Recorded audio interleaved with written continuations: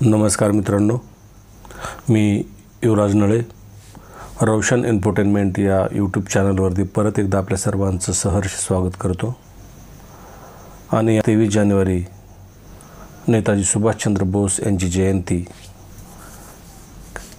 125व्या जयंतीच्या निमित्तानं का असेना, परंतु गेल्या वर्षी केंद्र शासनानं नेताजी सुभाषचंद्र बोस यांच्या जयंतीचा दिवस म्हणजे 23 जानेवारी हा पराक्रम दिवस म्हणून साजरा करण्याचं ठरवलं। आणि या पराक्रम दिवसाच्या निमित्तानं आपल्या सर्वांना शुभेच्छा आणि नेताजींच्या विनम्र स्मृतींना अभिवादन करतो। नेताजी सुभाषचंद्र बोस अवघं 48 वर्षाचं आयुष्य, परंतु आयुष्य किती जगावं यापेक्षा आयुष्य कसं जगावं हे दाखवून देणारं मूर्तिमंत उदाहरण म्हणजे नेताजी सुभाषचंद्र बोस। प्रत्येक भारतीयाच्या मनात अभिमान आणि जोश निर्माण करणारा जय हिंद हा नारा देणारे नेताजी सुभाषचंद्र बोस। तुम मुझे खून दो मैं तुम्हें आज़ादी दूंगा असे आवाहन करून युवकांच्या मनात देशप्रेमाचे स्फुल्लिंग चेतवणारे नेताजी सुभाषचंद्र बोस। महात्मा गांधींनी ज्यांचा उल्लेख देशभक्तांचे देशभक्त असा केला ते प्रखर देशभक्त नेताजी सुभाषचंद्र बोस। वीर रसानं ज्याचं अख्खं आयुष्य काठोकाठ भरलं आणि छत्रपती शिवराय व स्वामी विवेकानंद यांच्या विचारावर व आदर्शावर चालत आपलं आयुष्य भारत देशासाठी कुर्बान केलं ते नेताजी सुभाषचंद्र बोस। नेताजींचा जन्म तसं पाहायला गेलं तर बंगालमधील अतिशय सधन असं कुटुंब, बॅरिस्टर जानकीनाथ आणि प्रभावती या दाम्पत्याला झालेलं हे 5वं अपत्य म्हणजे नेताजी। सधन म्हणजे बॅरिस्टर जानकीनाथ हे अतिशय नामवंत वकील होते आणि त्याचबरोबर बंगाल विधानसभेचे ते सदस्य देखील होते। इतकंच नाही तर ब्रिटिशांनी त्यांना राय बहादूर हा किताब देखील दिलेला होता। आणि प्रभावती देवी या देखील अतिशय समृद्ध श्रीमंत असा दत्त घराण्यातून आलेल्या प्रभावती देवी अशा या दाम्पत्याच्या घरी सुभाषांचा जन्म झाला 23 जानेवारी 1897 साली। त्यांचं बालपण अतिशय म्हणजे सुखासमाधानामध्ये, कुठलीही चिंता नाही, कसलीही अडचण नाही अशा वातावरणामध्ये त्यांचं बालपण गेलं। परंतु त्यांना लहानपणापासूनच एक विशिष्ट प्रकारची अध्यात्माची ओढ लागलेली होती। रेवेन्शा स्कूलमध्ये असताना देखील त्यांचे जे त्यावेळेचे शिक्षक होते त्यांना ते प्रकर्षानं जाणवायचं आणि या बालकाच्या मनात काही वेगळंच आहे अशा प्रकारची त्यांना जाणीव झाली। आणि तिथून पुढं त्यांनी देखील एक देशप्रेमाचं स्फुल्लिंग त्यांच्या मनामध्ये चेतवण्याचं कार्य त्या ठिकाणी सुद्धा केलेलं होतं। त्यांना लहानपणीच लागलेली ही ओढ त्यांना वयाच्या अवघ्या 15व्या वर्षी गुरुच्या शोधात हिमालयात घेऊन गेली। काही दिवस हिमालयामध्ये घालवल्याच्या नंतर परत ते आले। स्वामी विवेकानंदांचं बरंच साहित्य त्यांच्या वाचनात आलं आणि स्वामी विवेकानंदांचं ते समग्र विवेकानंद हा ग्रंथ ज्यावेळेस त्यांच्या वाचनात आला त्या ग्रंथातील एक वाक्य, एक श्लोक संस्कृत भाषेतील, आत्मनो मोक्षार्थ जगद्वितायच, म्हणजेच स्वतःच्या स्वार्थाचा विचार हा संकुचितपणा आहे। आणि या एका वाक्यानं नेताजी सुभाषचंद्र बोस यांचं अख्खं आयुष्य पालटून गेलं आणि त्यांना आपला जीवनाचा हेतू उलगडला। अत्यंत हुशार, ॲक्टिव्ह आणि घरची परिस्थिती अत्यंत समृद्ध अशी असल्यामुळे त्यांच्या वडिलांना साहजिकच वाटत होतं की सुभाषनी एक अतिशय प्रतिष्ठेची अशी ICSची एक्झाम देण्यासाठी इंग्लंडला जावं। तेवढी परिस्थिती निश्चितच त्यांच्या घरची खूप चांगली होती आणि ते करू शकत होते। आणि त्यांची ही इच्छा त्यांनी सुभाषचंद्र बोसांना बोलून दाखवलेली होती। आणि याचं दुसरं कारण म्हणजे सुभाषनं भारतात ठेवणं हे देखील त्यांच्या वडिलांना थोडंसं धोकादायक वाटत होतं, कारण कॉलेजमध्ये असताना प्रेसिडेन्सी कॉलेजचे एक प्राध्यापक प्रोफेसर ओटेन, की ज्यांनी भारतीय विद्यार्थी आणि भारतीयाबद्दल काही अपशब्द वापरल्यामुळं सुभाष जे त्या कॉलेजमध्ये शिकत असताना विद्यार्थी संघटनेचे अध्यक्ष झालेले होते, त्यांनी त्यांच्या विरुद्ध संप पुकारला होता. आणि इतकंच नव्हे तर त्यानंतर देखील त्यांच्या वर्तनात बदल नाही झाला, तर टिट फॉर टॅट या उद्देशानं म्हणीप्रमाणे त्यांना म्हणजे सर्व प्रकारचं सामदाम दंडभेद अशी नीती वापरली होती. आणि सुभाषबाबूंचे हे अशा पद्धतीचं ॲक्टिवनेस, कारण की स्वतः त्यांचे वडील बंगाल सरकारमध्ये आमदार असल्यामुळं आणि ब्रिटिश सरकारचा किताब त्यांच्याकडे असल्यामुळं त्यांना त्यांच्या वडिलांना ते थोडंसं वेगळं वाटलं आणि म्हणूनच त्यांनी सुभाषबाबूंना कॉलेज संपताच म्हणजे इंग्लंडला पाठवण्याचा त्यांनी विचार सुभाषला बोलून दाखवला. आणि नुसता बोलून दाखवलाच नाही तर सुभाषने देखील वडिलांची इच्छा आहे हे लक्षात घेऊन इंग्लंडला प्रयाण केलं. 1921 साली इंग्लंडला गेल्याच्या नंतर अवघ्या 1 वर्षाच्या आतच ICS एक्झाम म्हणजेच आत्ताची IAS exam, Indian administration services, जी त्यावेळेस इंडियन सिव्हिल सर्व्हिसेस या नावानं ओळखली जायची. आणि त्या परीक्षेची जी रचनाच अशी असायची की त्या एक्झाममध्ये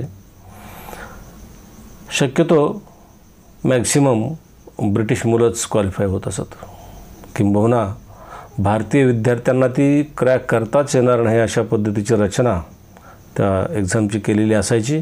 आणि असं असतानासुद्धा सुभाषबाबूंनी त्यांच्या बुद्धिमत्तेच्या ताकदीवर त्या परीक्षेमध्ये 4थी रँक प्राप्त केली आणि ICS एक्झाम क्रॅक केली.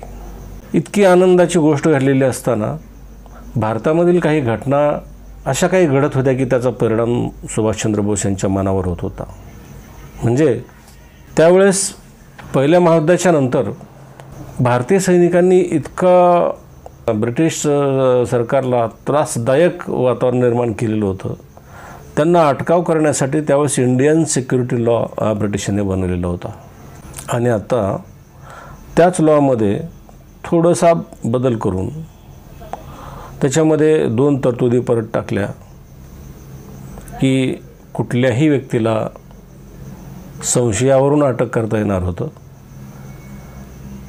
आणि त्याच्यावर खटला दाखल केल्याच्या नंतर 3 सदस्यीय ज्युरीसमोर त्या खटल्याचा जो काही निकाल लागेल त्याच्यावर त्या संबंधित व्यक्तीला परत अपील करण्याची सुविधा नव्हती.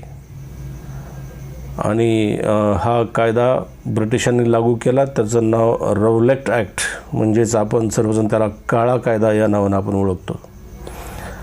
आणि हा कायदा लागू केला आणि त्याच्या विरोधात मग संपूर्ण भारतामध्ये एक असंतोषाचं वातावरण निर्माण झालं. गांधीजींनी त्या विरोधात आंदोलन पुकारलं. खूप मोठ्या प्रमाणावर भारतामध्ये वेगवेगळ्या राज्यांमध्ये या काळ्या कायद्याच्या विरोधात आंदोलन निर्माण झालं. पंजाबमध्ये देखील याच्यासाठी खूप मोठं आंदोलन झालं. आणि आपण सर्वजण जाणतो की जालियनवाला बागमध्ये जनरल डायर यानं जे नृशंस हत्याकांड घडवून आणलं ते याच आंदोलनाच्या संदर्भात घडवून आणलेलं होतं. हजारो भारतीय लोकांचे जीव जनरल डायरनं त्या ठिकाणी घेतले. आणि याचा निषेध म्हणून रवींद्रनाथ टागोर यांनी ब्रिटिशांनी त्यांना दिलेली सर ही पदवी ब्रिटिश सरकारला परत करून टाकली.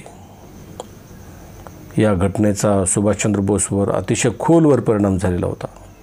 सुभाषचंद्र बोस यांच्या मनात एक वादळ निर्माण झालेलं होतं की आपण ICS झालो, आपण ठीक आहे मोठी अतिशय प्रतिष्ठेची नोकरी असेल, परंतु आपल्या देशवासियांवर असे अन्यायान्वित अत्याचार होत असताना आपण ब्रिटिश शासनाची चाकरी करावी का आणि आपण कशी काय करू शकतो. त्यांच्या मनामध्ये एक द्वंद्व निर्माण झालं, एक वादळ निर्माण झालं. आणि त्यांच्या ह्या वादळाला त्यांनी शब्दांच्या माध्यमातून वाट करून दिली. त्यांनी त्यांच्या अत्यंत जवळचे विश्वासार्ह असलेले त्यांचे मोठे बंधू शरद, ज्यांना ते मेजदादा असं म्हणायचे, त्यांना पत्र लिहिलं आणि त्यांना त्यांच्या मनातली खळबळ त्या पत्राच्या माध्यमातून त्यांनी व्यक्त केली की माझी अशी मानसिकताच होत नाही आहे की मी ब्रिटिश सरकारची चाकरी करावी. आयुष्यामध्ये जर काही संघर्षच नसेल, काही अनिश्चितताच नसेल, सर्व काही बेदशीर आणि आखीव रेखीव असेल तर आयुष्य जगण्यासारखं काही उरतच नाही. त्यामुळं मी ही नोकरी करणं माझ्या बुद्धीला पटत नाही, अशा पद्धतीच्या भावना सुभाषने त्यांच्या मोठ्या बंधूंना पत्राद्वारे व्यक्त केल्या, कळवल्या. आणि त्याचबरोबर ते ज्यांना राजकारणामध्ये एक आयडॉल समजायचे, एक आदर्श मानायचे, देशबंधू चित्तरंजन दास, CR दास, यांना देखील त्यांनी एक पत्र लिहिलं की देशबंधू, मी जरी ICS पास झाला असलो तरी माझी मनातून इच्छा नाही आहे ICS म्हणून ब्रिटिशांची चाकरी करण्याची. आपल्या देशबांधवावरच्या अन्याय माझ्या मनाला खोल जखमा करून जात आहेत. ठीक आहे की माझ्याकडे भारतीय स्वातंत्र्य लढ्यामध्ये अर्पण करण्यासाठी जास्त काही नाही, एक किरकोळ शरीरयष्टी, अल्प शिक्षण, मर्यादित बुद्धी, परंतु प्रचंड असं देशप्रेम जे मी माझ्या भारतीय बंधूंसाठी, भगिनींसाठी, या भारतमातेला मुक्त करण्यासाठी अर्पण करू शकतो. आणि माझी इच्छा आहे की आपल्यासोबत या लढ्यामध्ये सामील होण्याची. त्यांनी रवींद्रनाथ टागोर यांच्याशी देखील या विषयावर चर्चा केली, त्यांच्या मातोश्रीशी चर्चा केली आणि एकंदरीत सर्वांचं मत, सुभाषजींचं मत, आणि त्याच्यावरून असं ठरलं की ठीक आहे सुभाष, तुम्हाला जर नोकरी करण्याची इच्छा नसेल तर आपण भारतात येऊन या भारतीय स्वातंत्र्य लढ्यामध्ये आपण आपले योगदान देऊ शकता आणि आपण चळवळीमध्ये सामील होऊ शकता. आणि अशा पद्धतीनं सुभाषचंद्र बोस ICSचा राजीनामा दिला आणि भारतात परत आले.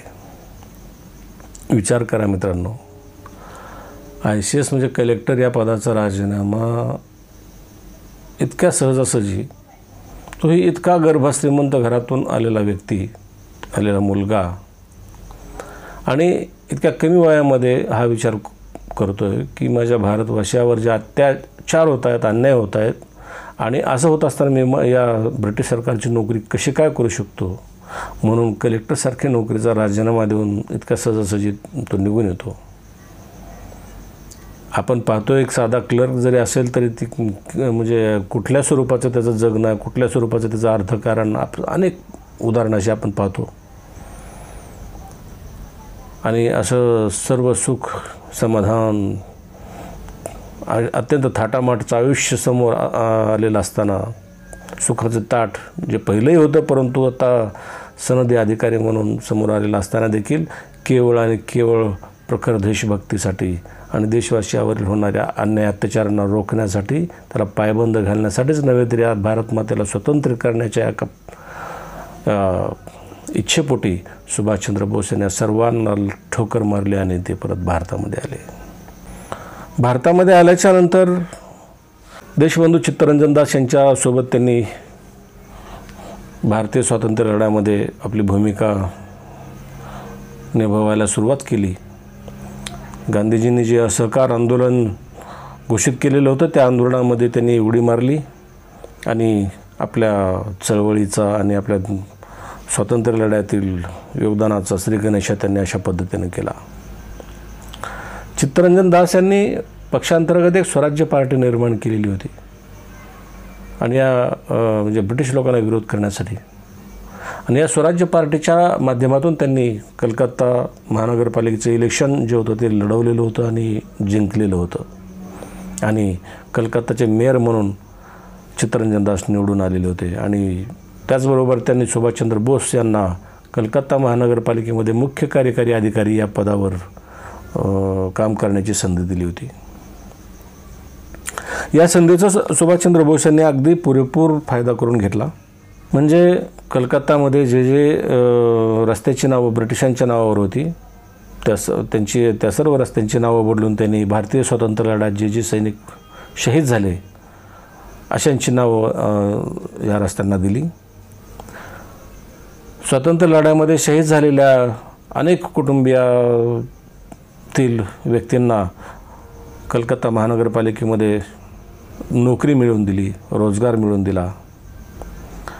एकंदरीतच लोकांच्या हिताचे कामं सुभाषचंद्र बोस या पदाच्या माध्यमातून करू लागले आणि अतिशय कमी काळामध्ये एक युवक नेतृत्व, आश्वासक युवक नेतृत्व एक देशभरात सुभाषचंद्र बोस यांचं नाव होऊ लागलं.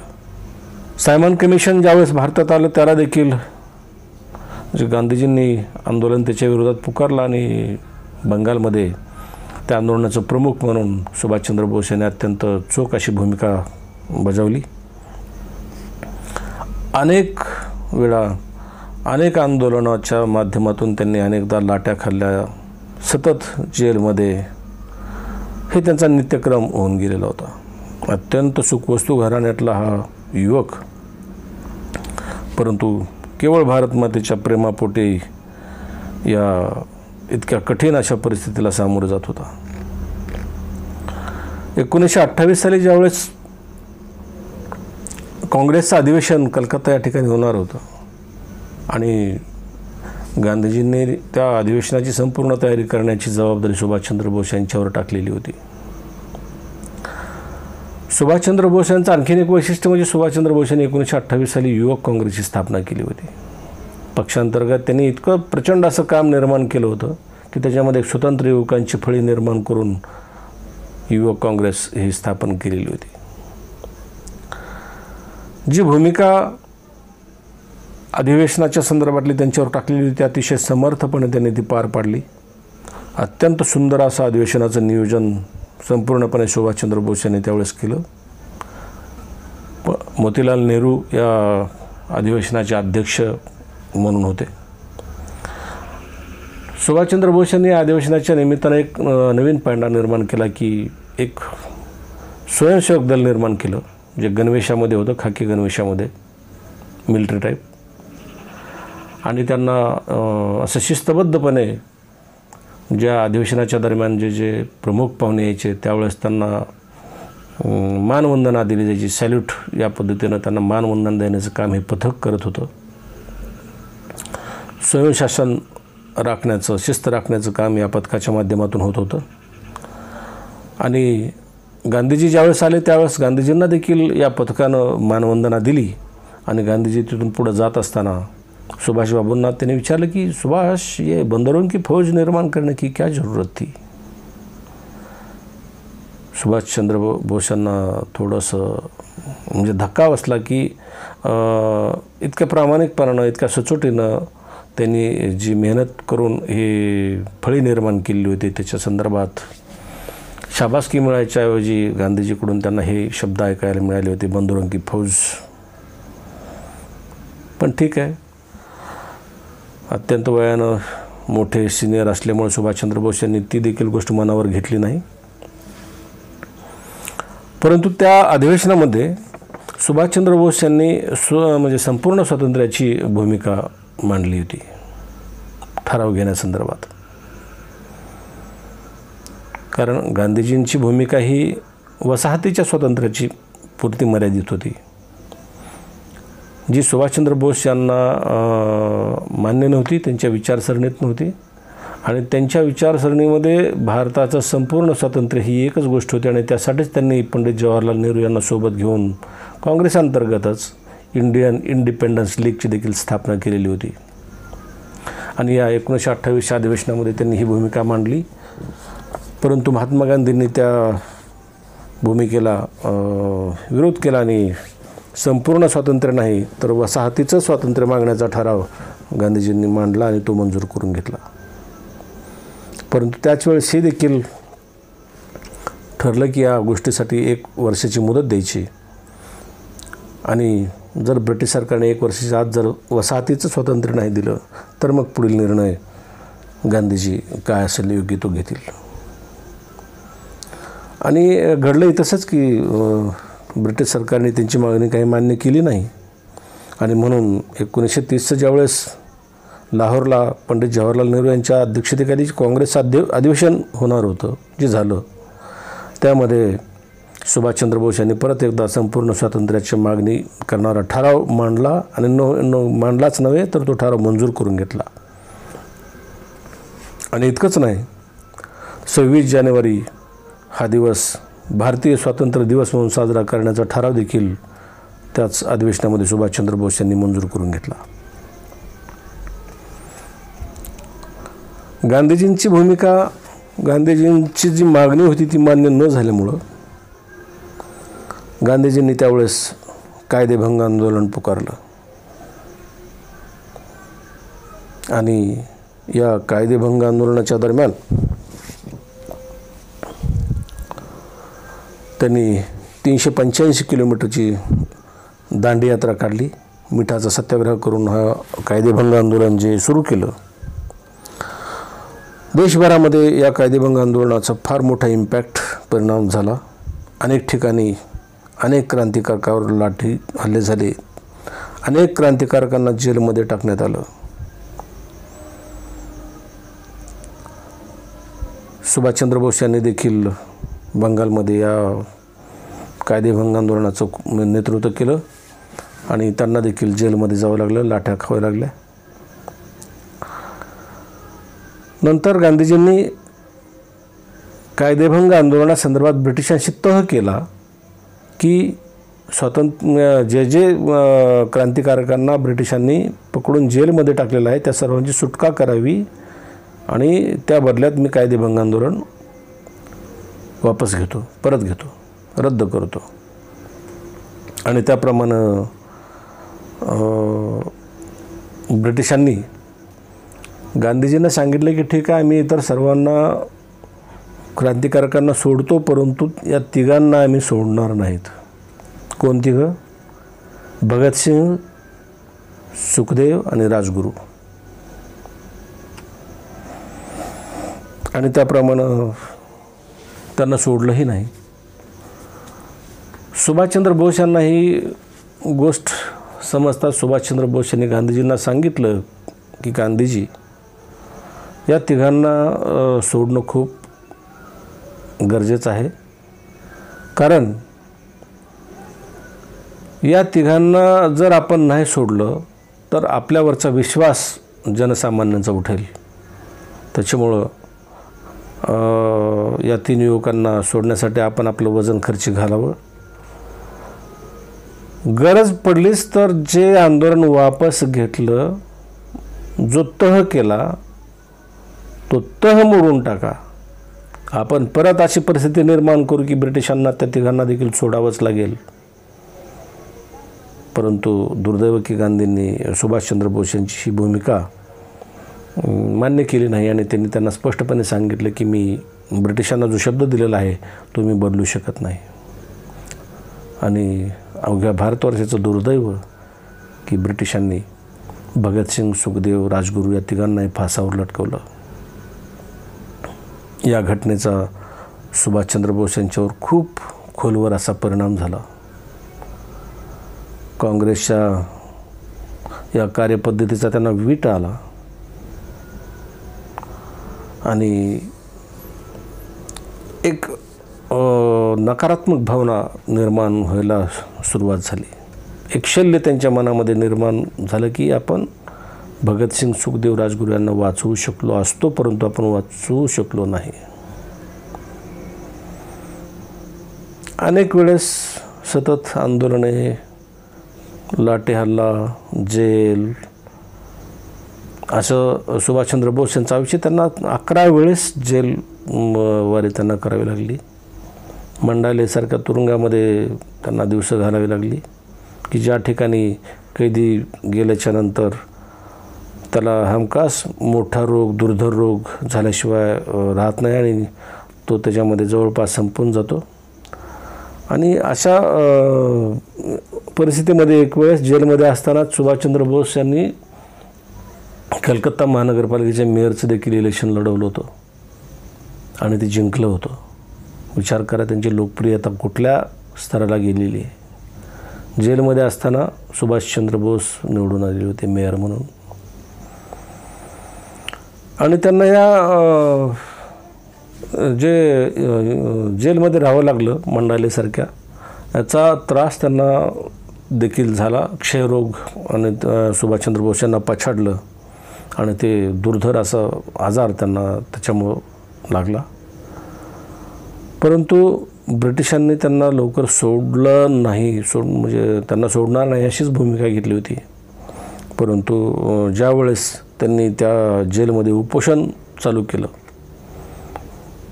आणि मग मात्र ब्रिटिशांना नाईलाजानं त्यांना मेडिकल ग्राउंडवर सोडावं लागलं आणि त्यांना स्वतःचा इलाज करण्यासाठी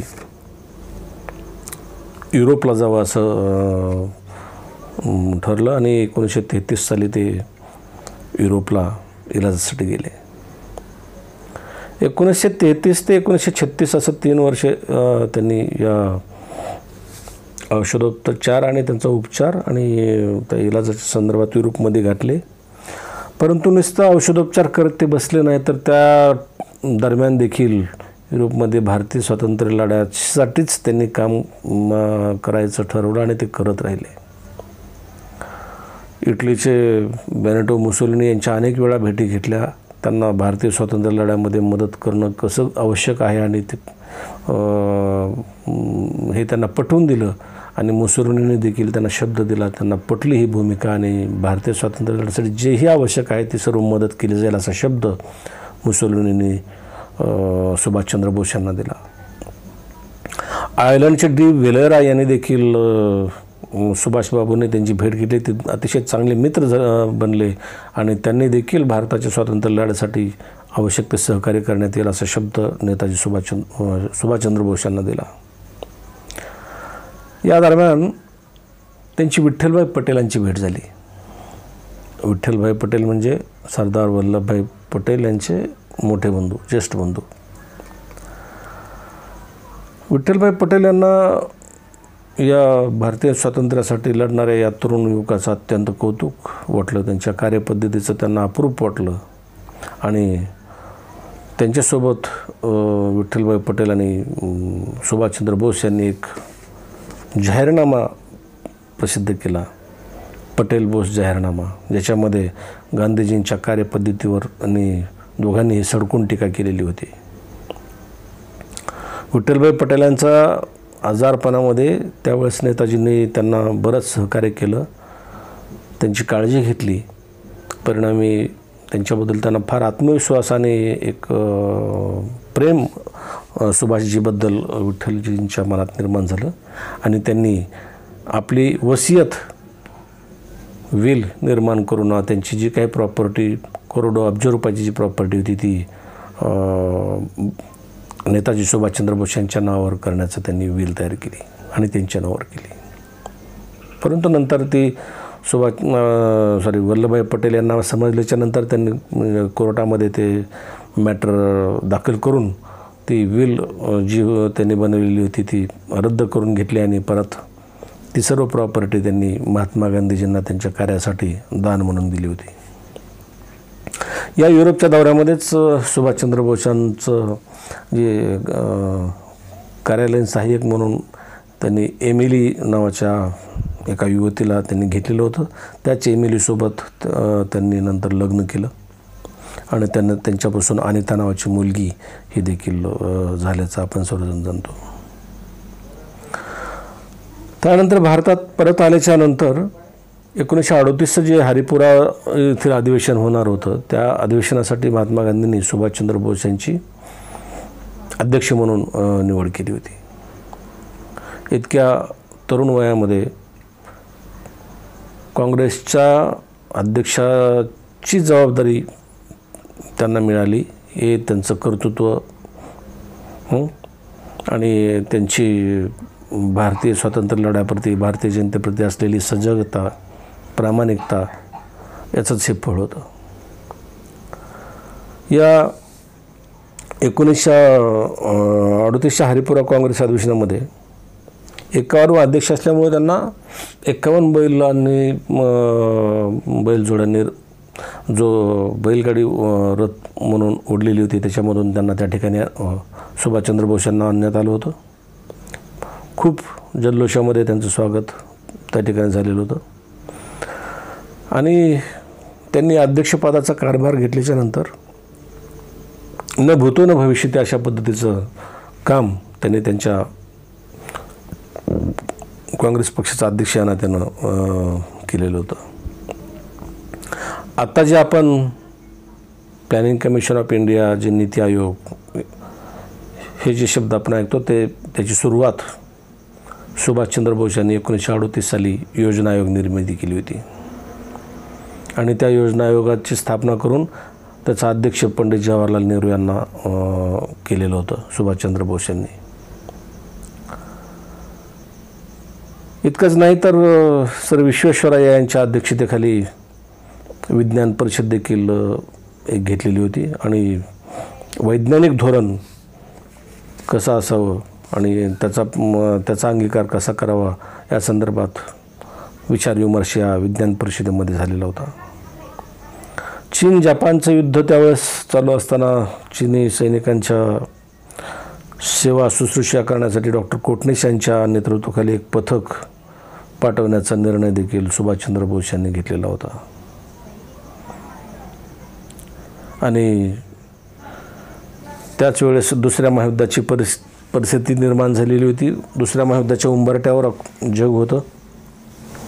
ब्रिटिश सरकार देखील त्याच्यामध्ये दुसऱ्या महायुद्धामध्ये असणार होते आणि त्यामुळं सुभाषचंद्र बोस यांची भूमिका होती की भारतानं देखील सैन्य तयार केलं पाहिजे, संघटन मजबूत केलं पाहिजे, जी गोष्ट गांधीजींना खटकत होती. कारण गांधीजी हे अहिंसेचे पुजारी म्हणून ओळखले जात होते आणि हे सैन्य संघटन अशा पद्धतीचं वर्तन आणि सुभाषचंद्र बोस यांची काम करण्याची पद्धत गांधीजींना काही आवडली नव्हती. नेताजींचं म्हणणं होतं की जे दुसरं महायुद्ध आता येतं त्याच्यामध्ये हे ब्रिटिश लोक याच्यात गुंतून असणार आहेत, त्यांची बाजू कमकुवत असणार आहे आणि त्याच वेळेस आपण आक्रमक झालं पाहिजे, आपण देशांतर्गत उठाव केला पाहिजे आणि ब्रिटिशांना इथून हाकलून दिलं पाहिजे. परंतु गांधीजींचं म्हणणं नेमकं त्याच्या विरोधात होतं की मायबाप ब्रिटिश सरकार अडचणीत असताना आपण त्यांना आणखीन अडचणीत आणणं हे आपल्याला शोभत नाही आणि आपण ही भूमिका नाही घ्यायला पाहिजे. आणि अशा पार्श्वभूमीवर 1939चं काँग्रेसचं अधिवेशन होणार होतं आणि या काँग्रेसच्या अधिवेशनासाठी अध्यक्षपदाचं ज्यावेळेस चर्चा चालू झाली होती तसं मेघनाथ साहा असतील, त्यानंतर रवींद्रनाथ टागोर असतील, प्रफुल्लचंद्र असतील, अशा अनेक मंडळींनी सांगितलं की महात्मा गांधीजींना की यावेळेस 1939च्या अध्यक्षपदासाठी सुद्धा आपण एक वेळेस सुभाषचंद्रांना संधी द्यावी. सुभाषचंद्र बोस यांची इच्छा होती की काँग्रेसच्या अध्यक्षपदासाठी असा उमेदवार पुढं यावा की ज्यांनी स्वतःची भूमिका ठामपणाने घ्यावी, मांडावी आणि अशा इतर भूमिकेसमोर न जुमानणारा, न दबाव घेणारा उमेदवार असावा असं सुभाषचंद्र बोस यांची इच्छा होती. परंतु असा उमेदवार काय कोण समोर आला नाही आणि मग सुभाषचंद्र बोस यांनी स्वतः ते इलेक्शनमध्ये म्हणजे त्याच अध्यक्ष म्हणून काम करण्याचं परत एकदा गांधीजींना इच्छा व्यक्त केली. परंतु गांधीजींनी त्यांना विरोध केला कारण त्यांची कार्यपद्धती, त्यांचे विचार हे अहिंसेला पूरक नसल्यामुळं गांधीजींनी त्यांना विरोध केला आणि पट्टाभी सीतारामय्या यांना त्या अधिवेशनाच्या अध्यक्षासाठी गांधीजींनी नाव सुचवलं. परंतु सुभाषचंद्र बोस यांनी देखील अशा दबावाला किंवा एकाधिकारशाहीला न जुमानता हे इलेक्शन मी लढवणार अशी पद्धतीची भूमिका घेतली आणि गांधीजींनी त्यांना सांगितलं की याच्यात तुमचं जरी विजय झाला तरी ती माझी हार असेल, त्याच्यामुळे आपण विचार करून निर्णय घ्या. परंतु सुभाषचंद्र बोस यांनी हे इलेक्शन लढवण्याचाच चंग बांधला ठरवलं आणि सुभाषचंद्र बोस विरुद्ध पट्टाभी सीतारामय्या उमेदवार जरी असले तरी गांधीजी स्वतःच उमेदवार असल्यासारखं वातावरण. कारण महात्मा गांधीजी म्हणजेच काँग्रेस. गांधीजी ज्याही म्हणजे थोडक्यात सांगायचं म्हटलं तर दगडाला शिंदूर लावला तर देव होतो अशा पद्धतीनं गांधीजींनी ज्याच्याही डोक्यावर हात ठेवला, ज्याचं नाव घेतलं तो निवडून येणार अशा पद्धतीचं वातावरण असताना सुभाषचंद्र बोस यांनी हिंमत केली आणि काँग्रेसच्या अध्यक्षपदाचं इलेक्शन निवडणूक लढवली. 3000च्या आसपास मतदान होतं. परंतु त्या अशा निवडणुकीमध्ये सुद्धा गांधीजींच्या प्रतिष्ठेला धक्का बसला आणि 203 मतांनी सुभाषचंद्र बोस काँग्रेस पक्षाचे अध्यक्षाची ती निवडणूक जिंकली. हा फार मोठा धक्का होता महात्मा गांधींना आणि इतका मोठा धक्का होता की त्यांना ती सहन झालं नाही आणि त्यांनी सरळ आवाहन केलं काँग्रेस वर्किंग कमिटीला की सुभाषचंद्र बोस यांच्याबरोबर जर तुम्हाला काम करण्याची इच्छा नसेल तर तुम्ही त्याच्यातून बाहेर पडू शकता. हे सरळ त्यांना सूचक वक्तव्य होतं की महात्मा गांधींना काय अपेक्षित आहे ते आणि त्या वक्तव्याला अनुसरून 14 पैकी 12 काँग्रेस वर्किंग कमिटीच्या मेंबर्सने राजीनामा दिला. नेताजी अध्यक्ष झालेले त्यांना अजिबात सहन झालं नाही. 12 लोकांनी राजीनामा दिल्याच्या नंतर पंडित जवाहरलाल नेहरू देखील तटस्थ राहिले. त्यांनी देखील ते तसे खूप चांगले मित्र होते सुभाषचंद्र बोस यांचे, परंतु त्यांनी देखील तटस्थपणा स्वीकारला. फक्त शरदचंद्र बोस जे सुभाषचंद्र बोस यांचे मोठे बंधू होते ते फक्त सुभाषबाबूंच्या बाजूनं उभे होते. अशा परिस्थितीमध्ये काँग्रेस पक्षाचं काम कसं करणार? 14 पैकी 12 लोकांनी राजीनामा दिल्याच्या नंतर आणि तटस्थ राहिल्याच्या नंतर सुभाषचंद्र बोस यांनी गांधीजींना खूप प्रकारे समजावून सांगण्याचा प्रयत्न केला की भारतीय स्वातंत्र्य लढ्यासाठी ही देखील भूमिका किती अत्यंत आवश्यक आहे ही त्यांना समजावून सांगायचा प्रयत्न केला. परंतु गांधीजींनी काही एक ऐकलं नाही आणि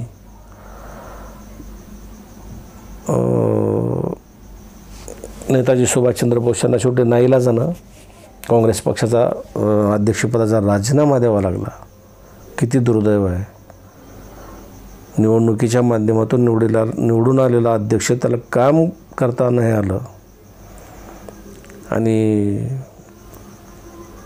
राजीनामा दिल्याच्या नंतर त्यांनी काँग्रेस पक्षांतर्गतच फॉरवर्ड ब्लॉकची स्थापना केली आणि त्या माध्यमातून त्यांनी ब्रिटिशांना विरोध करण्याचं त्यांचं ते जे धोरण होतं ते पुढं चालू ठेवलं. परंतु गांधीजींनी ते देखील होऊ दिलं नाही. त्यांची काँग्रेस पक्षामधून हकालपट्टी केली आणि सुभाषचंद्र बोस आणि काँग्रेसांचं काही संबंध ठेवला नाही आणि मग सुभाषचंद्र बोस यांना ते फॉरवर्ड ब्लॉकच्या माध्यमातून जे त्यांची स्वातंत्र्य लढ्यामध्ये जी योगदान द्यायचं होतं ते फॉरवर्ड ब्लॉकच्या माध्यमातून द्यायला सुरुवात केलं.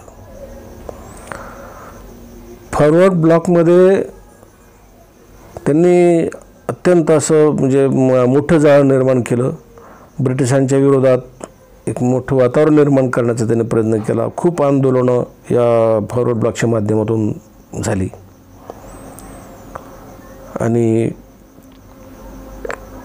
22 जुलै 1940 साली मुंबईमध्ये सुभाषचंद्र बोस आणि डॉक्टर बाबासाहेब आंबेडकर यांची भेट झाली.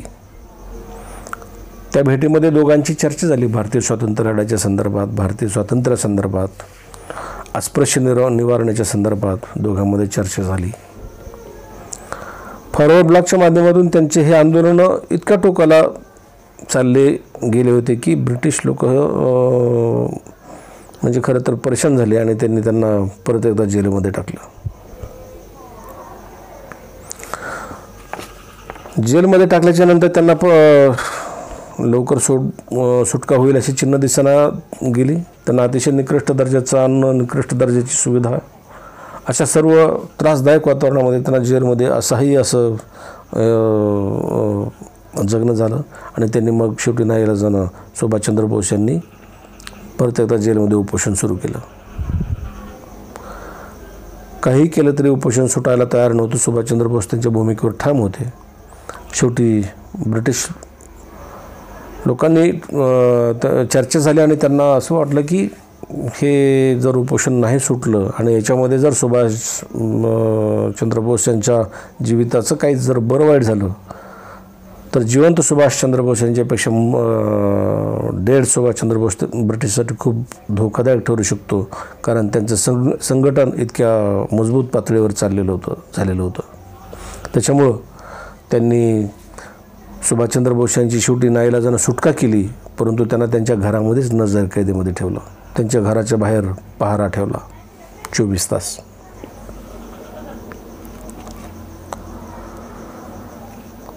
आणि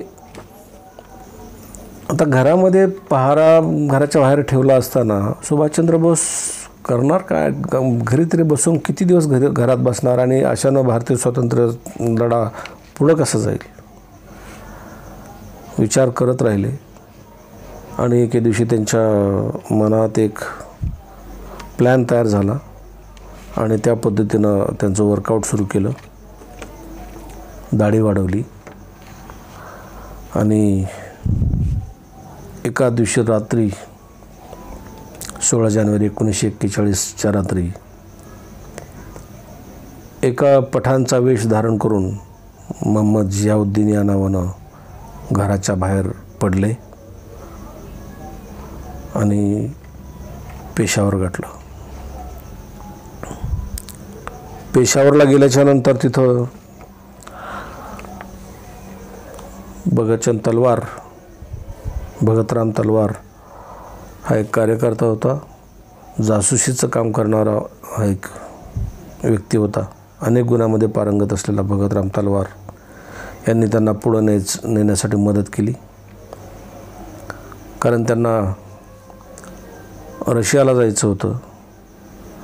मग पेशावरमधून मोहम्मद जियाउद्दीनच्या या वेषांतरामध्ये पुढं गेल्याच्या नंतर त्यांना काबूलपर्यंत हे भगतराम तलवार घेऊन गेले आणि तिथं उत्तमचंद नावाचा एक भारतीय व्यापारी की ज्याचं म्हणजे क्रांतिकारकांच्या संदर्भात अतिशय चांगलं मत होतं भारतीय क्रांतिकाराच्या संदर्भात, त्यांच्या घरी सुभाषचंद्र बोस आणि हे बोस यांना ठेवण्यात आलं आणि तिथून रशियाला जाण्यासाठी प्रयत्न करत राहिले दूतावासामध्ये सतत. परंतु ते लवकर काही झालं नाही त्यांच्यानं. शेवटी सुभाषचंद्र बोस स्वतः प्रयत्न करायला एम्बसीमध्ये गेले, परंतु त्यांना त्यामध्ये यश नाही आलं लवकर. मग शेवटी रशियाच्या एम्बसीचा नाद सोडून त्यांनी जर्मनी आणि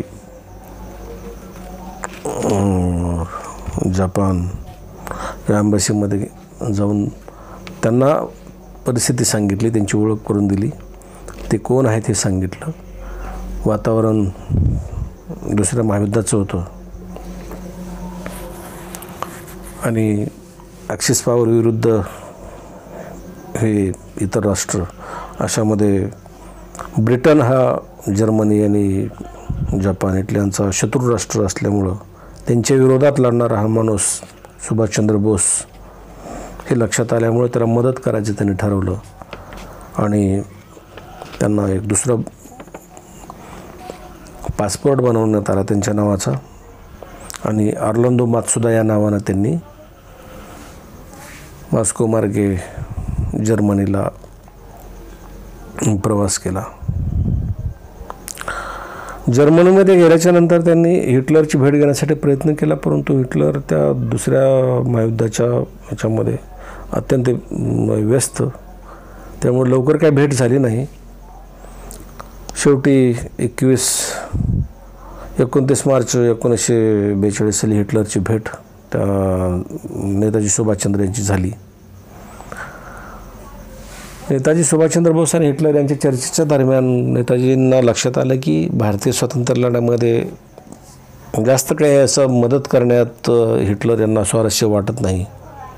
त्यांनी हिटलरने नेताजींना सांगितलं की तुम्ही जर्मनीपेक्षा तुम्ही जपानच्या माध्यमातून तुम्ही गेला तर तुम्हाला ते सोयीस्कर राहील आणि भारतीय स्वातंत्र्य लढ्यासाठी ते अत्यंत म्हणजे जास्त उपयुक्त राहील. सुभाषजींच्या लक्षात ही गोष्ट आली आणि त्यांनी ते मान्य केलं. त्यांना ते पटलंही तसं, कारण की जर्मनीपेक्षा जपान हे भारताला मदत करण्यासाठी जरा जास्त उपयुक्त ठरणारा देश होता. त्या मीटिंगमध्ये सुभाषचंद्र बोस यांनी हिटलरांना एक गोष्ट सांगितली की माइन काम्फ नावाचं जे पुस्तक आपण लिहिलं त्या पुस्तकामध्ये एक पॅराग्राफ आहे जो भारतीयाबद्दल अतिशय अवमानकारक मजकूर त्या पॅराग्राफमध्ये आहे, जी वस्तुस्थितीला धरून नाही, चुकीच्या गृहितकावर आधारलेला हा पॅराग्राफ आहे. तर तो कृपया आपण पुस्तकामधून वगळण्यात यावा अशी विनंती त्यांनी हिटलरला केली आणि हिटलरने सुभाषचंद्र बोस यांचं ते सांगितलेली गोष्ट मान्य केली आणि पुढच्या एडिशनमध्ये तो पॅराग्राफ डिलीट करण्यात येईल अशा पद्धतीचं आश्वासन त्याने सुभाषचंद्र बोस यांना दिलं. तर सुभाषचंद्र बोस यांना जर्मनीमधून तर काही भारतीय स्वातंत्र्य लढ्यासाठी पाहिजे तसं मदत मिळाली नाही. तर त्यांना जपानला जायचं होतं आणि जपानला जाण्यासाठी त्यांना सांगण्यात आलं की पाणबुडीच्या मार्गाने जावं लागेल, समुद्रमार्गे, आणि तो फार जोखमीचा मार्ग आहे आणि खूप दिवस त्याला लागणार आहे. ते प्रवासासाठी कमीत कमी 3 महिन्याच्या आसपासचा प्रवास लागेल. परंतु सुभाषचंद्र बोस यांनी सांगितलं की भारतीय स्वातंत्र्य लढ्यासाठी, माझ्या देशवासियांना स्वातंत्र्य करण्यासाठी जपानला मी पोचण्याची 1% जरी शाश्वती असेल तरी मी जपानला जाणारच. आणि त्यांनी हा प्रवास चालू केला आणि तब्बल 88 दिवसाचा प्रवास केल्याच्या नंतर सुभाषचंद्र बोस सिंगापूरला पोचले. सिंगापूरला गेल्याच्या नंतर रासबिहारी बोस यांनी त्यांची जी आझाद हिंद सेना त्यांनी तयार केलेली होती, आझाद हिंद फौज, त्याचं नेतृत्व त्यांनी नेताजी सुभाषचंद्र बोस यांच्याकडे दिलं. कारण की रासबिहारी बोस या म्हणजे उतार व्हायला लागलेले होते आणि नेताजी सुभाषचंद्र बोस यांचं कार्य, यांची माहिती त्यांच्यापर्यंत गेलेली होती आणि हाच योग्य माणूस आहे भारतीय स्वातंत्र्य लढ्यात योगदान देऊन देशाला स्वतंत्र करण्यासाठी. आणि म्हणून त्यांनी ती फौज सुभाषचंद्र बोस यांच्या ताब्यात दिली. जपानला गेल्याच्या नंतर जनरल टोजो यांनी सुभाषचंद्र बोस यांचं, पंतप्रधान जपानचे जनरल टोजो, अत्यंत सहर्ष स्वागत नेताजी सुभाषचंद्र बोस यांचं जनरल टोजो यांनी केलं. त्यांना या माणसाबद्दल खूप आत्मीयता वाटली, अभिमान वाटला सुभाषचंद्र बोस यांच्याबद्दल. आपल्या मातृभूमीच्या मुक्ततेसाठी, पारतंत्र्यातून आपला देश स्वतंत्र करण्यासाठी या व्यक्तीची तळमळ आणि धडपड पाहून त्यांना खूप कौतुक वाटलं सुभाषचंद्र बोस यांचं. आणि भारतीय स्वातंत्र्य लढ्यासाठी जेही लागेल ते सर्व प्रकारचं सहकार्य करण्याचं आश्वासन त्यांनी सुभाषचंद्र बोस यांना दिलं. आणि सुभाषचंद्र बोस यांना देखील म्हणजे खूप आनंद झाला की त्यांच्या अपेक्षेपेक्षा जास्त त्यांना जपानच्या जनरल टोजो यांच्याकडून सहकार्य मिळण्याचं लक्षण समोर त्यांना दिसलं. आणि सैन्य निर्मितीच्या संदर्भात त्यांना जनरल टोजो यांनी खूप मदत केली. युद्धकैदी जे होते भारतीय ते सर्व त्यांच्या ताब्यात दिले. त्याचबरोबर सुभाषचंद्र बोस यांनी संपूर्ण आशियाभर, कारण तेवढ्या युद्धकायद्यावर भारतीय स्वातंत्र्य लढा लढणं शक्य नव्हतं, म्हणून आशियाभर त्यांनी फिरून सर्वत्र ज्या ज्या ठिकाणी भारतीय वसाहती होते त्या ठिकाणी नेताजी गेले आणि त्यांना नेताजींनी ते आवाहन केलं की तुम मुझे खून दो मैं तुम्हें आझादी दूंगा. लोकांनी, माय भगिनींनी नेताजींच्या या आवाहनावर, त्यांच्या मनापासून चाललेल्या प्रयत्नावर अक्षरशः जीव ओवाळून टाकावा इतकं प्रेम केलं. त्यांनी नेताजींना या भारतीय स्वातंत्र्य लढ्याला मदत म्हणून धन दिलं, सोनं नाणं दिलं, महिला भगिनींनी अंगावरचे दागिने काढून दिले. ज्यांच्या घरामध्ये मुलं होती त्यांनी आपापली मुलं धन म्हणून त्या स्वातंत्र्य लढ्यामध्ये सैनिक म्हणून समाविष्ट करून घेण्यासाठी नेताजींच्या ताब्यात दिली. आणि अशा पद्धतीने नेताजींनी ही आझाद हिंद सेना निर्माण केली. आझाद हिंद सेना, आझाद हिंद सेनेमध्ये नेताजींनी वेगवेगळ्या फलटणी निर्माण केल्या आणि त्याची नावं, एकीचं नाव गांधी बटालियन, एकीचं नाव पंडित नेहरू बटालियन, एकीचं नाव आझाद बटालियन. आणि आझाद बटालियनमधल्याच काही सैनिकांनी सांगितलं की सुभाषबाबू आपल्या नावानं एक बटालियन आवश्यक आहे, म्हणून एक बटालियन सुभाष बटालियन या नावानं तयार केली. आणि कधी नव्हे ते म्हणजे कुठं नव्हती इतिहासात अशा पद्धतीची एक गोष्ट सुभाषचंद्र बोस यांनी त्यावेळेस केली की एक महिलासाठी स्वतंत्र अशी बटालियन निर्माण केली, ज्याचं नेतृत्व कॅप्टन लक्ष्मी सहगल स्वामीनाथन यांच्याकडे दिलं. आणि महिला भगिनींच्या कर्तृत्वावर विश्वास ठेवून त्यांना समानतेची वागणूक, समानतेचा दर्जा आणि त्यांच्या कर्तृत्वाला वाव देण्याचं कार्य या सुभाषचंद्र बोस यांनी या माध्यमातून केलं. किती विश्वास ठेवला लोकांनी सुभाषचंद्र बोस यांच्यावर. एक नाव त्या बटालियनच्या प्रमुखांचं, त्यांच्या सेनानींचं, कॅप्टनचं जर ऐकलं तर आपल्याला लक्षात येईल. कॅप्टन सहगल, त्याच्यानंतर captain Lakshmi Swaminathan, captain Jagannathrao Bhosale, captain Abid Hasan, अशा पद्धतीचे अनेक वेगवेगळ्या जातीचे, वेगवेगळ्या धर्माचे लोक सुभाषचंद्र बोस यांच्या या कार्यपद्धतीवर मनापासून प्रेम करून भारत देशाच्या या स्वातंत्र्यासाठी स्वतःचं तन मन धन अर्पण करून आपले योगदान देण्यासाठी तयार झाले. आणि तो दिवस उजाडला 21 ऑक्टोबर 1943 की ज्या ठिकाणी सिंगापूरच्या कॅथे सभागृहामध्ये सुभाषचंद्र बोस यांनी आझाद हिंद सरकारची स्थापना केली. आझाद हिंद सरकार, या आझाद हिंद सरकारचे पंतप्रधान म्हणून सुभाषचंद्र बोस यांची नियुक्ती झाली.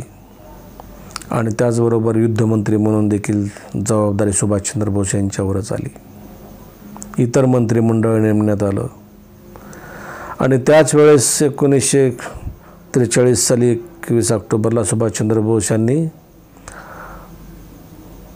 युद्ध पुकारलं ब्रिटिशांविरोधात आणि चलो दिल्ली हा नारा दिला. जपानच्या सहकार्यानं या युद्धामध्ये अंदमान आणि निकोबारची बेटं जिंकली.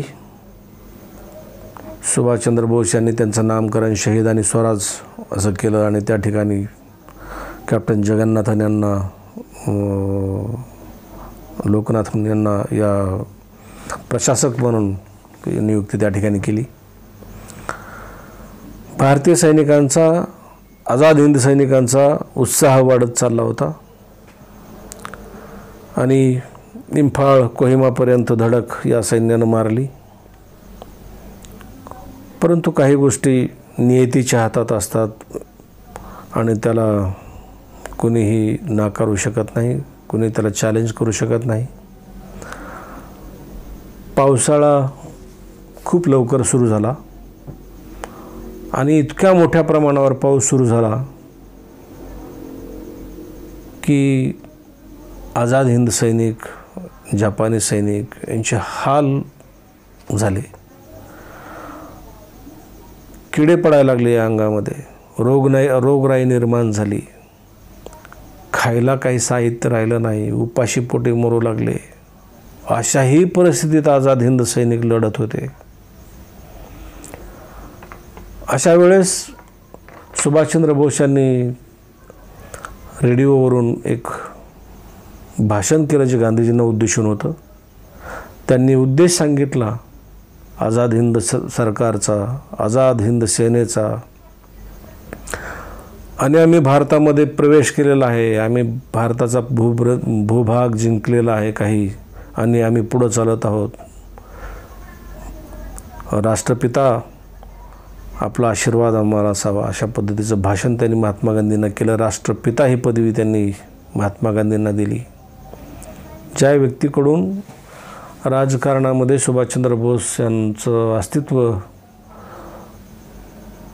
दूर करण्याचा प्रयत्न झाला, तर महात्मा गांधींच्या संदर्भात तरी देखील सुभाषचंद्र बोस यांच्या मनामध्ये किती आदर होत आहे त्यांना यावरून सर्वांच्या लक्षात येईल.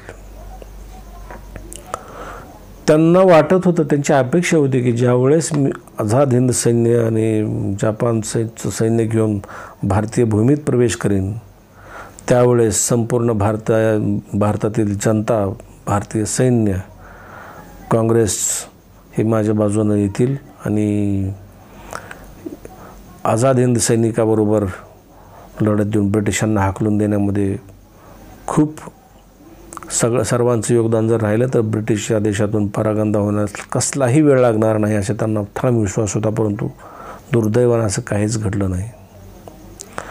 नैसर्गिक परिस्थिती इतकी बदलत गेली की रोगराईनं म्हणजे अनेक सैनिक मरू लागले, काही उपासानं मरू लागले, आणि इतक्यात दुसऱ्या महायुद्धाचं पारडं देखील फिरू लागलं. जर्मनीची जी घोडदौड चाललेली होती, जर्मनीच्या एका चुकीच्या निर्णयामुळं त्यांना पाठीमागे फिरण्याची वेळ आली. रशियावर त्यांनी आक्रमण केलं आणि रशियानं त्यांना धरणीमाय जागा देणार नाही अशी परिस्थिती निर्माण केली. जपानवर हिरोशिमा आणि नागासाकी या 2 शहरावर बॉम्ब टाकण्यात आले. प्रचंड मोठं नुकसान जपानचं झालं आणि जपाननं शरणागती पत्करली आणि इथं युद्धाचं पारडं फिरलं. आणि त्याचबरोबर सुभाषचंद्र बोस यांच्या स्वप्नांचं देखील चुराडा झाला. कारण ज्या जपानच्या भरोशावर, जपानच्या मदतीच्या भरोशावर सुभाषचंद्र बोस हे धाडसाचं पाऊल टाकत चालले होते, त्याला ब्रेक लागला. आणि अशा परिस्थितीमध्ये जपान सैनिकांनी देखील वापसीचं धोरण घेतलं, जे भारताच्या भूमीवर आझाद हिंद सैनिकांच्या सोबत लढायला आलेले होते. त्या परिस्थितीमध्ये जपान सैनिकांनी नेताजींना तिथून सुखरूप काढण्यासाठी सोय केली, परंतु नेताजींनी त्यांना ठाम नकार दिला. कारण की कॅप्टन लक्ष्मी सहगल यांच्या नेतृत्वाखाली जी महिला ब्रिगेड, झाशी राणी ब्रिगेडच्या ज्या महिला लढत होत्या, त्यांना असं अधांतरी सोडून, त्यांना वाऱ्यावर सोडून जाणं नेताजींच्या बुद्धीला पटलं नाही. आणि म्हणून नेताजींनी त्या महिला भगिनींच्या सोबत कित्येक मैल पायी परेड केली, परंतु त्यांना सोबत सुरक्षित घेऊनच नेताजी तिथून निघाले. सर्व काही बदललं होतं, सर्व पारडं फिरलं होतं, होत्याचं नव्हतं झालं होतं. आणि अशा परिस्थितीमध्ये 15 ऑगस्ट 1945 साली आझाद हिंद सैनिकांची बैठक झाली. आणि या बैठकीमध्ये नेताजींनी कुठं राहावं याच्यावर सल्लामसलत विचारविनिमय चालला होता. नेताजींनी कुठेतरी सुरक्षित ठिकाणी जावं, कारण आता जपान शरण गेलेलं आहे, ब्रिटिश कधीही इथं येऊ शकतात आणि नेताजी त्यांच्या हातात सापडतील या भीतीपोटी नेताजींनी कुठेतरी जावं असं आझाद हिंद सेनेच्या बैठकीमध्ये चर्चा चालली होती. परंतु नेताजी त्यांना उद्देशून म्हणाले की काळा का भिन्न अंधार असो, कितीही परिस्थिती वाईट असो, मी काहीही झालं तरी तुमच्यासोबत असेन. आज तुम्हाला देण्यासाठी माझ्याकडं काहीही नाही. ऊन, वारा, पाऊस, अश्रू आणि मरण या व्यतिरिक्त मी तुम्हाला आज दुसरं काहीही देऊ शकत नाही. परंतु भारताचं स्वातंत्र्य होणं हे तितकंच महत्त्वाचं आहे आणि कुठलीही शक्ती भारताला स्वतंत्र होण्यापासून रोखू शकत नाही. त्यामुळे भारत स्वतंत्र होणारच. त्यामुळे मी शेवटपर्यंत तुमच्याच सोबत राहणार आहे, अशा पद्धतीची भूमिका सुभाषचंद्र बोस यांनी घेतली. परंतु आझाद हिंद सेनेच्या काही प्रमुख पदाधिकाऱ्यांनी नेताजींना सांगितलं की नेताजी, भारताच्या स्वातंत्र्य लढ्यासाठी तुम्ही सुरक्षित असणं अगोदर आवश्यक आहे. तुम्ही सुरक्षित राहिलात तर हा स्वातंत्र्य लढा सुरू राहू शकतो आणि भारत स्वतंत्र होऊ शकतो. त्याच्यामुळं आम्हा सर्वांची विनंती आहे की आपण इथं न थांबता कुठेतरी सुरक्षित ठिकाणी जावं. आणि मग तिथं ठरलं की नेताजींनी अज्ञातस्थळी कुठेतरी प्रयाण करावं.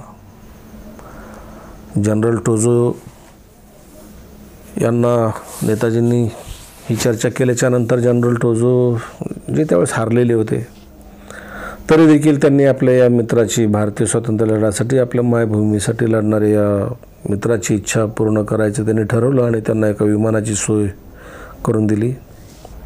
त्यांचे सहकारी तेरावची यांनी एक विमान आणि आओयागी नावाचा अत्यंत उत्कृष्ट वैमानिक, त्यांच्यासोबत आणखीन इतर 3 वैमानिक असं स्टाफ सोबत दिला आणि त्यांची शेवटची इच्छा पूर्ण केली.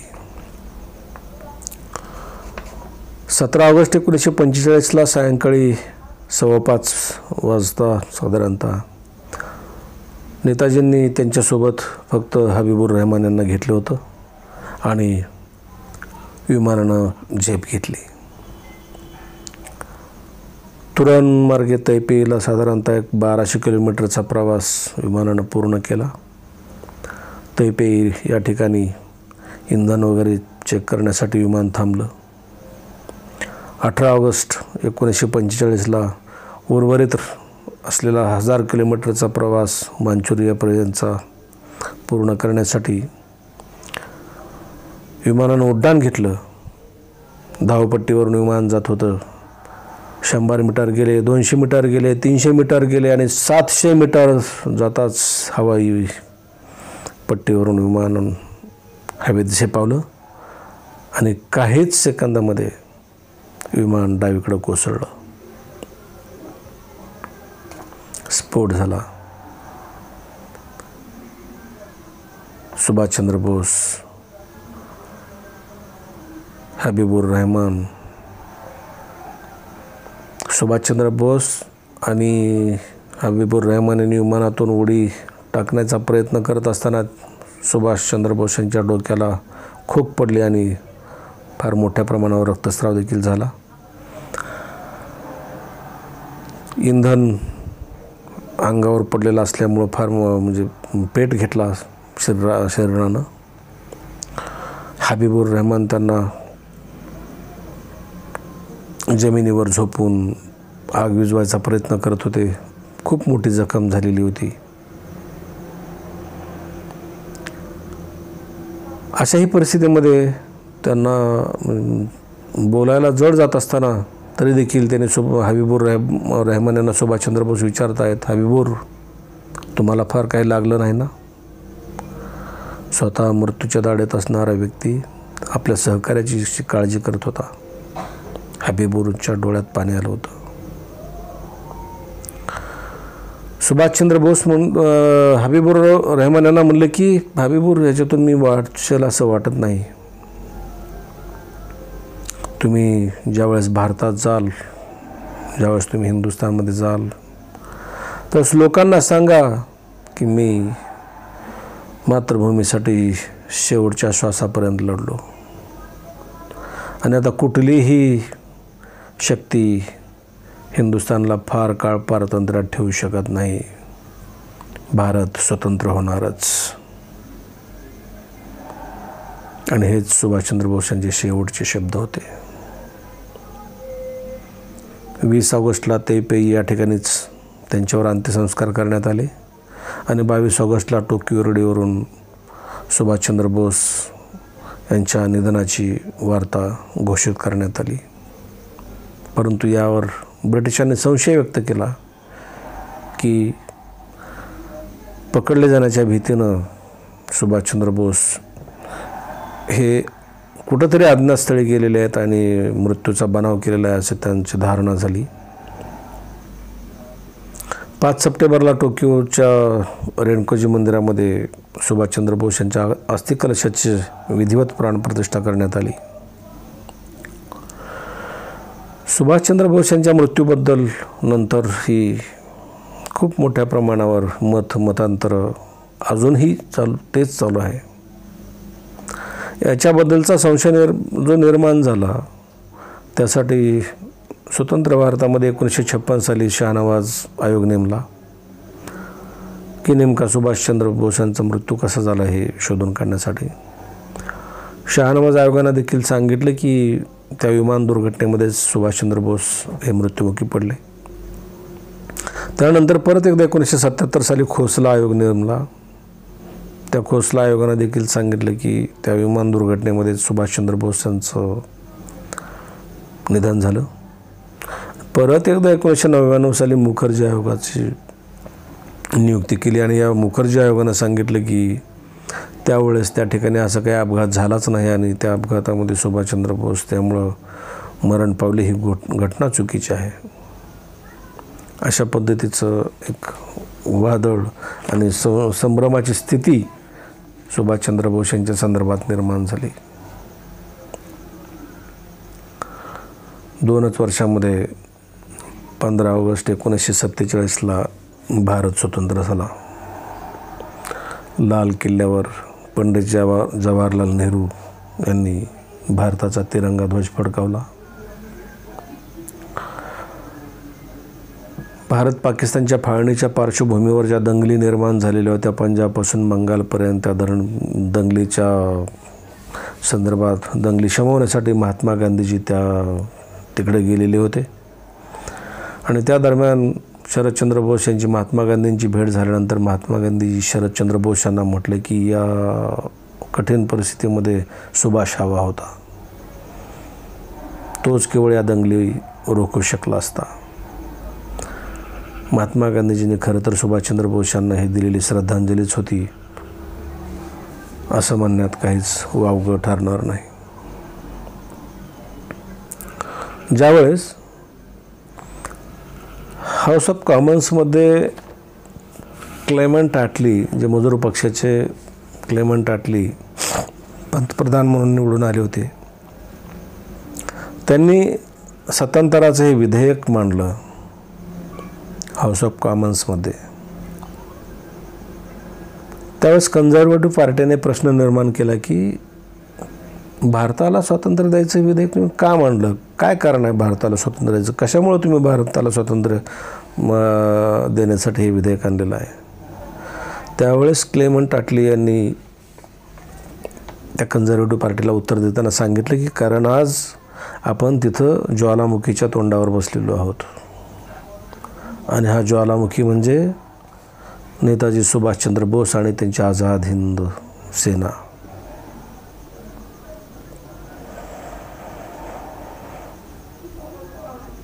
पंतप्रधान पदावरून उतार झाल्याच्या नंतर काही वर्षानं क्लेमंट ॲटली भारतात आले होते आणि त्यांचा 2 दिवस मुक्काम कलकत्त्यामध्ये राहणार होता. त्यावेळेस कलकत्त्याचे हंगामी राज्यपाल जे त्यावेळेस तेथील उच्च न्यायालयाचे न्यायमूर्ती होते पी.बी. चक्रवर्ती यांनी त्यावेळेस क्लेमंट ॲटली यांना विचारलं की मला एक गोष्ट तुम्हाला विचारायची आहे की गांधीजींची क्विट इंडिया मुवमेंट ही 1942ची फार पूर्वीच संपलेली होती, म्हणजे चिरडून टाकली होती ब्रिटिशांनी. दुसरं कुठलंही आंदोलन नव्हतं. आणि मग असं असताना भारताला स्वातंत्र्य द्यायचा निर्णय आपण घेण्याचं कारण काय होतं? त्यांना देखील क्लेमेंट ॲटली यांनी सांगितलं की सुभाषचंद्र बोस आणि त्यांची आझाद हिंद संघटना कसलाही भरवसा देता येणार नाही अशी परिस्थिती या आझाद हिंद सेनेच्या सैनिकांनी निर्माण केलेली होती. ज्या INA सैनिकांची ट्रायल घेण्याचं ब्रिटिश सरकारने ठरवलं की ज्या सैनिकांनी विरोध केला ब्रिटिशांना, राणीच्या हुकूमतीला विरोध करण्याचं धोरण ज्या सैनिकांनी घेतलं, त्यांना जसं दुसऱ्या महायुद्धाच्या पहिल्या महायुद्धाच्या दरम्यान चिरडून टाकलं होतं, त्याच धर्तीवर या सैनिकांना देखील ट्रायल घेऊन सरेआम फासावर लटकू, जेणेकरून परत कोणी अशा पद्धतीनं ब्रिटिश सरकारला विरोध करण्याची हिंमत करणार नाही असं धोरण ब्रिटिशांनी घेतलं. आणि INA सैनिकांच्या ट्रायल्स लाल किल्ल्यावर घेतल्या. परंतु लोकांमध्ये इतका मोठा प्रचंड असा असंतोष निर्माण झालेला होता. सुभाषचंद्र बोस यांच्याबद्दल इतकं प्रेम, इतका जिव्हाळा, इतकं आत्मीयता लोकांमध्ये दाटून आलेली होती. आणि आता INAच्या सैनिकांना लाल किल्ल्यावर त्यांच्यावर जी ट्रायल गेली, हजारो लाखोंच्या संख्येनं लोक तिथं जमू लागला. प्रचंड रोष, प्रचंड म्हणजे धगधग लोकांच्या हृदयामध्ये सुरू झालेली होती. काय होईल हे काही सांगता येणार नाही अशी परिस्थिती निर्माण झाली होती. त्याच वेळेस ब्रिटिश सैनिक म्हणजे भारतीयच सैनिक जे ब्रिटिशासाठी चाकरी करत होते, त्यांनी बंड पुकारलं. नेव्हीमधील भारतीय सैनिक जे होते त्यांनी बंड पुकारलं. ब्रिटिश सरकारच्या आज्ञा मानणार नाही, ऑर्डर्स मानणार नाही अशा पद्धतीचं धोरण त्यांनी घेतलं. आणि या INA सैनिकावर जो अन्याय चाललेला होता त्याच्या विरोधात जनमानस इतकं प्रखर बनत चाललं होतं. शेवटी नाईलाजानं ब्रिटिशांना त्या INAच्या सैनिकांना जी फाशीची शिक्षा जाहीर केली होती ती लॉर्ड वेव्हेलला नाईलाजानं त्यांच्या विशेष अधिकाराचा वापर करून ती रद्द करावी लागली. त्यांच्या लक्षात आलं की आता भारतीय लोक, भारतीय सैन्य हे कुठल्याही मनस्थितीमध्ये ब्रिटिशांचं ऐकण्याच्या मनस्थितीमध्ये नाही. हे कुठल्याही थराला जाऊ शकतं. आणि हे वातावरण जे निर्माण झालेलं होतं, ह्या वातावरणाचा अंदाज घेऊन सुरक्षितपणे बाहेर जाणं हा एकच मार्ग ब्रिटिशांच्या समोर त्यावेळेस त्यांना दिसला. आणि मग हे ट्रान्सफर ऑफ पॉवरचं हाऊस ऑफ कॉमन्समध्ये हे बिल जे त्यांनी मंजूर केलं आणि भारताला ट्रान्सफर ऑफ पॉवर केली. सुभाषचंद्र बोस यांचं दुर्दैव म्हणा की त्यांना हयात असतानाही त्यांना न्याय मिळाला नाही आणि त्यांच्या मृत्यूनंतरही त्यांना न्याय मिळाला नाही. त्यांच्या मृत्यूचं सुद्धा राजकारण करण्यात आलं. खरं पाहता 15 ऑगस्ट 1947 या दिवसावर सगळ्यात जास्त हक्क जर कोणाचा असेल तर तो सुभाषचंद्र बोस यांचा. 60,000ची फौज निर्माण केलेली INA सैनिकांची, त्याच्यापैकी 26,000 सैनिकांना शहादत प्राप्त झाली भारतीय स्वातंत्र्यासाठी. इतकं मोठं मूल्य चुकवलं. परंतु इतिहासामध्ये सुभाषचंद्र बोस यांचं नामोनिशान कसं राहणार नाही याची पुरेपूर दक्षता घेण्यात आली. 1992 साली त्यांना देण्यात आलेला भारतरत्न हा किताब एका जनहित याचिकेच्या आधारावर, जनहित याचिका की मरणोपरांत भारतरत्न पुरस्कार कसा देता येऊ शकतो की ज्यावेळेस की त्यांचा मृत्यू झाल्याचा सबळ पुरावाच नाही, आणि केवळ त्या याच्यामुळं त्यांना दिलेला भारतरत्न किताब परत घेण्यात आला. किती मोठं दुर्दैव आहे या माणसाचं. इतिहासात पहिली घटना असेल दिलेला भारतरत्न किताब परत घेण्याची.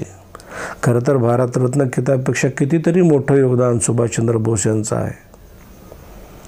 शासनानं त्यांना दिलेला भारतरत्न पुरस्कार सन्मानानं परत केला पाहिजे. इतकंच नव्हे तर या पुरस्काराचं नाव नेताजी सुभाषचंद्र बोस भारतरत्न पुरस्कार असं केलं पाहिजे. आणि असं करण्यासाठी जनमानसाचा दबाव शासनावर वाढला पाहिजे. सुभाषचंद्र बोस यांना सन्मानित करण्याची सुदबुद्धी आता तरी शासनाला येऊ. राष्ट्रनेता म्हणून सुभाषचंद्र बोस यांचा गौरव शासनानं सन्मानानं करावा अशी या निमित्तानं एक विनंती शासनाला करावी अशी वाटते. आणि जिवंतपणी या आत्म्याला न्याय मिळाला नाहीच. मृत्यूनंतर देखील या सुभाषचंद्र बोस यांचं राजकारण मृत्यूचं देखील करण्यात आलं. कुठंतरी हे थांबवा. त्यांचा मृत्यू कसा झाला, इथं झाला का तिथं झाला, कुठं होते, हा जो संभ्रम निर्माण करण्यात येत आहे हे थांबलं पाहिजे. फैजपूरला का कुठं ते गुमनामी बाबा जे सापडले ते सुभाषचंद्र बोस होते असं काही लोकांनी सांगायचा प्रयत्न केला. सुभाषचंद्र बोस होते म्हणून. मला आश्चर्य वाटतं की इतकं सुखासमाधानाचं आयुष्य सोडून ICS सारखी नोकरीचा राजीनामा देऊन लाथ मारून जो माणूस भारतीय स्वातंत्र्य लढ्यासाठी, भारतीय नागरिकांना मुक्त करण्यासाठी, पारतंत्र्यातून ब्रिटिशांच्या जोखडातून मुक्त करण्यासाठी ही भूमिका घेतली, इतकं खडतर आयुष्य स्वतःहून हातात घेतलं, इतक्या कठीण प्रसंगाला तोंड दिलं, इतक्या मोठे आव्हानं घेतले, इतके आंतरराष्ट्रीय संबंध निर्माण करून भारताला स्वातंत्र्य मिळवून देण्यासाठी प्रयत्न केले, असा माणूस गुमनामी बाबा म्हणून लपून राहू शकतो? 1% तरी शक्यता आहे का? त्याच्यामुळं असे संभ्रम निर्माण करणाऱ्यांनी सुद्धा कुठंतरी स्वतः आत्मपरीक्षण करण्याची गरज आहे.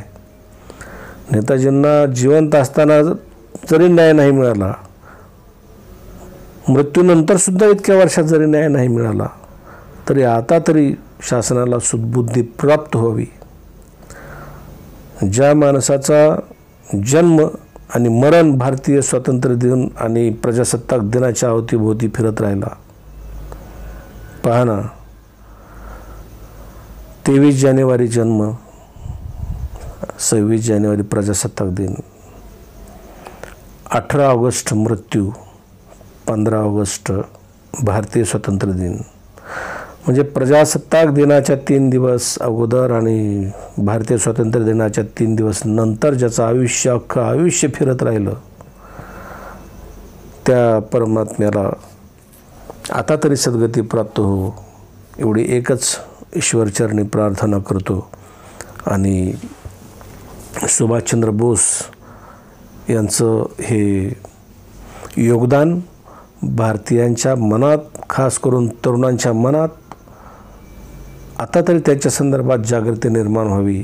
आणि भारतीय स्वातंत्र्य हे असंच मिळालेलं नाही.